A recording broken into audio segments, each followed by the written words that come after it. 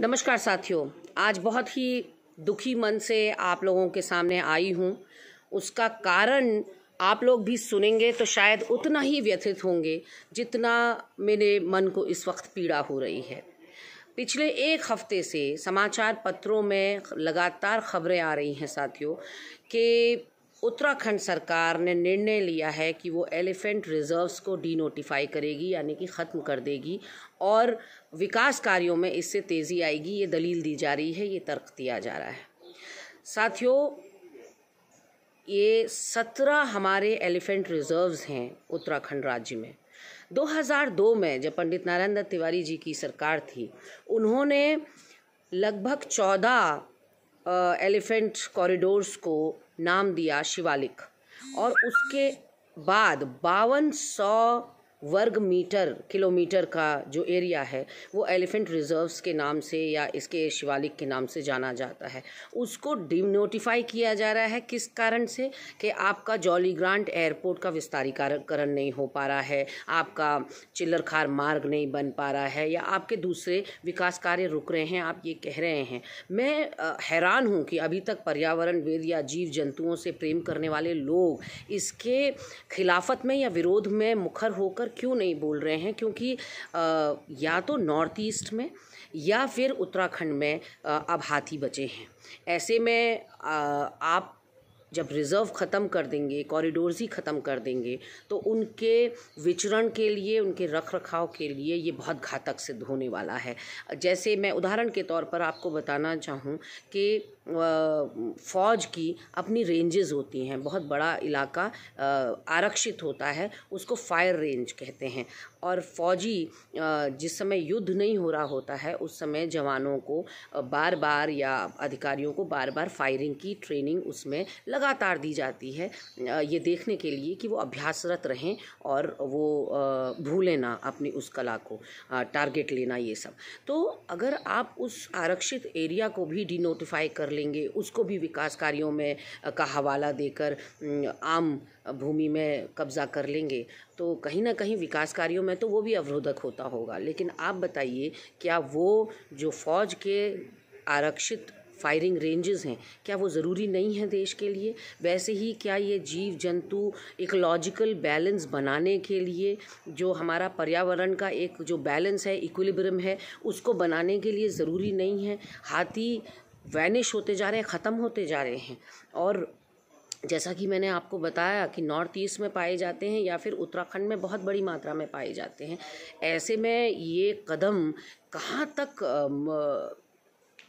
सरकार का लाभकारी है, या सरकार ने क्या सोच के ये कदम उठाया? माननीय वन मंत्री हरक सिंह रावत जी से तो मैं कहना चाहती हूँ कि कहीं ये जो संकट का पहाड़, या जो ये आप एक चक्रव्यूह में घिर रहे हैं दिन पर दिन, ये कहीं ऐसा ना हो कि इन्हीं सारे स्टेप्स की वजह से है, जो आप एक पत्थर दिल रखते हुए जिस तरह का एक कहना चाहिए कि बिना भावनाओं के, बिना संवेदनशीलता के आप इस तरह के जब निर्णय करते हैं, उसका कहीं ना कहीं घातक परिणाम होता है। और थोड़ा सा सतर्क हो जाइए, मेरा आपसे विनम्र निवेदन है। कोई और तरीका है विकास कार्यों का तो वो करिए। विकास कार्यों के नाम पर ऑल वेदर रोड का जो आप लोगों ने हाल किया है वो किसी से छुपा हुआ नहीं है।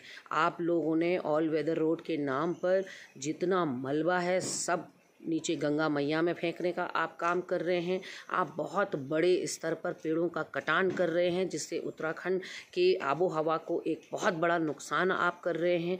आप छोटे छोटे जो पौधे उग रहे हैं, कोशिश कर रहे हैं पेड़ बनने की, उसके ऊपर जब मलबा फेंक रहे हैं, तो क्योंकि आपने कोई एरिया डिनोटिफाई नहीं किया है, जो कॉन्ट्रैक्टर है उसको आपने बताया नहीं है कि वो ऑल वेदर रोड के बाद मलबा कहाँ फेंके, तो वो सारा नीचे नदियों में फेंक रहा है। उससे नदियों का जो स्तर है वो ऊपर हो रहा है। आने वाले समय में बहुत सारी घातक डिज़ास्टर्स देखने को मिल सकते हैं। जैसे आप पेड़ों का कटान कर रहे हैं, पेड़ अगर एलिवेटेड हैं, आप रोड को चौड़ा करने के लिए उसका जो बेस है वो काटते जा रहे। आज के अखबार में मैंने जब सुना कि चौड़ाई फिर से बरकरार रह सकती है ऑल वेदर रोड की, वो भी कहीं अपने आप में दुखद था, क्योंकि चौड़ाई बरकरार रखेंगे आप तो आप पर्वत को काटेंगे, आप जो पहाड़ हैं उसके बेस को आप और नुकीला करते चले जा रहे हैं, और पहाड़ खड़े तो पहले ही थे, वो खड़े पहाड़ हैं गढ़वाल में पूरे में, उसके बाद उनको और ज़्यादा आप घातक बना रहे हैं। कल को लैंडस्लाइडिंग बड़ी मात्रा में हो सकती है, आने वाला भविष्य इस बात को बताएगा। दूसरा साथियों, ऑल वेदर रोड, जब हमारे देवी देवता चार धामों के नीचे उतर के आ जाते हैं, कपाट बंद हो जाते हैं, तो क्या आप पर्यटकों को फोर्स करेंगे कि नहीं, आप देवी देवता तो नीचे आ गए हैं लेकिन आप केदारनाथ तक होके आइए क्योंकि हमने ऑल वेदर रोड बनाई है? तो ये समझ से परे है कि ये ऑल वेदर रोड का मतलब क्या है। 6 महीने तो हमारे देवी देवता वैसे भी नीचे आ जाते हैं और किसी को भी परमिशन नहीं होती ऊपर जाने की। तो ऐसे में सब कुछ बेईमानी है, सब कुछ ऐसा लगता है कि बहुत बढ़िया से पैकेज में पैक करके आपको दिया जा रहा है, परोसा जा रहा है और भ्रमित किया जा रहा है। कहीं से कहीं तक ऐसा नहीं होगा कि उस सड़क पर बर्फ़ नहीं गिरेगी, कहीं से कहीं तक ऐसा नहीं होगा उस सड़क पर लैंडस्लाइडिंग नहीं होगी। हमारी भौगोलिक विषमताएं ऐसी हैं कि आप उन चीज़ों को, जो नेचुरल डिज़ास्टर्स हैं, उनको रोक नहीं सकते। तो ऐसे में ऑल वेदर रोड के शब्द ही बेमानी हो जाता है और उसको हटाने में, बर्फ़ को हटाने में, लैंडस्लाइडिंग को हटाने में जो अभी समय लगता है उतना ही समय आपको उस समय भी लगेगा। कहने का मतलब है कि आपकी मंशा अच्छी थी ऑल वेदर रोड बनाने के पीछे, लेकिन जो उसका एग्जीक्यूशन है वो इतना पुअर हुआ है। 10,000 पेड़ की आपने परमिशन ली, काट दिया आपने 3 लाख से ज़्यादा पेड़। आपने रीप्लांटेशन नहीं किया, आपने पेड़ काटे, आपने साइमल्टेनियसली उसी के साथ साथ कहीं पर उतने ही पेड़ लगाए नहीं जितने आप काट रहे थे।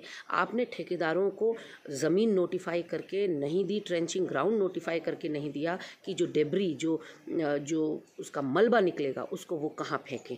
तो मलबा जा रहा है गंगा मैया में, स्तर कर रहा है, पल्यूट कर रहा है बहुत, उसको प्रदूषित कर रहा है गंगा मैया को।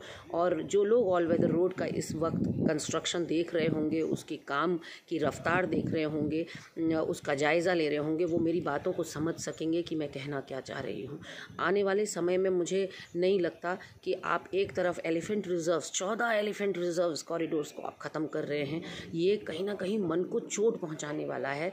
माना कि आपको जीव जंतुओं से प्यार ना हो, लेकिन उनके अंदर जान है और उत्तराखंड गौरवान्वित महसूस करता था इस बात के लिए कि हमारे वहाँ फॉरेस्ट रिजर्व्स हैं, हमने फ्लोरा और फौना को इतनी तवज्जो दे रखी है। आज आप शर्मसार कर रहे हैं। आप विकास कार्यों के नाम पर केवल उस संपत्ति पर गिद्ध नज़र बनाए हुए हैं और अब उसकी बंदरबाट होगी उस ज़मीन की जो आज तक एलिफेंट रिजर्व के नाम से थे। स्टेट वाइल्ड लाइफ बोर्ड ने भी इसको सुना है कि पारित कर लिया है, उससे बात कर ली गई है, नेशनल वाइल्ड लाइफ रिजर्व से भी बात कर ली गई है। तो ऐसा लगता है कि सब एक थाली के चट्टे बट्टे हैं, सबको इस बात से कोई मतलब नहीं है कि पर्यावरण किस दिशा में जा रहा है, जनहित किस में है। सिर्फ और सिर्फ ज़मीन पर आपकी राल टपक रही है। नमस्कार साथियों, मंथन कीजिएगा, आपसे आग्रह है, हर प्लेटफॉर्म पर विरोध भी दर्ज कराइएगा।